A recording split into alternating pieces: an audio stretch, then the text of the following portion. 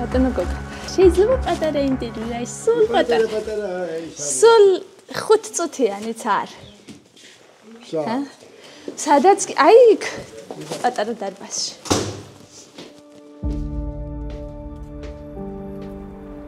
შენობა აშენებულია სადაც ჩვენ ახლა ვიმყოფებით 1927 წელს.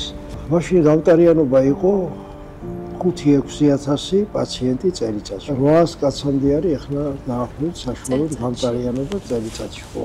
პოტენციალი კურორტს ამჟამად არ გააჩნია, რომ თავისი მატერიალური ტექნიკური ბაზით რომ ამდენ ხალხს მოემსახუროს, რა თქმა უნდა, მაგრამ თვითონ ტალახის რესურსი არის საკმარისი იმისათვის, რომ აი ამ რაოდენობის ხალხი დღესაც მიიღოს. ხომ და გაკეთებული იყო ამ ბოლო ხანებში ბევრი ლაპარაკი იყო იმაზე, რომ თანამედროვე სტანდარტები. ხო, იყო რაღაც ლაგერები, მაგრამ შეუშალათ კოვიდმა შეუშალათ ხელი, მე იყო რაღაც ობიექტური მიზეზები, რომელიც ჩემთვის არის ცნობილი, შეიძლება ზოგიერთი არც არის ჩემთვის ცნობილი და ანუ ელოდებით თქვენ ჩვენს ყოველთვის ელოდებით. ბუდმივი ვოლოდინის რეჟიმში ვარ. მაგრამ აი სეზონის გახსნამდე იქნება რაიმე სიახლე. კი.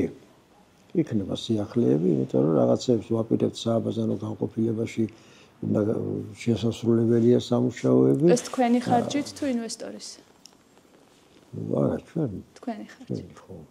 მაგრამ ინვესტორის ნაწილს რაც ეხება 100 ნომრიანი სასტუმრო არა, ეს მათ უნდა გკითხოთ. ღია და დახურული საცურაო აუზები. მე ამაზე კომპეტენტური არ ვარ, თუ პასუხი. გაქვთ კომუნიკაცია კომპანიასთან? რა თქმა უნდა.